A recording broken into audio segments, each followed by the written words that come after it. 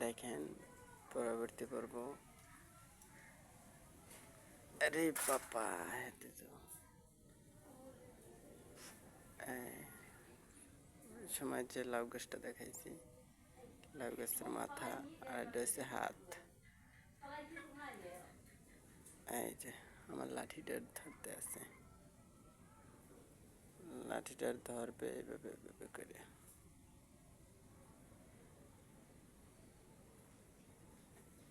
দেখেন সময়ের সাথে সাথে সোজা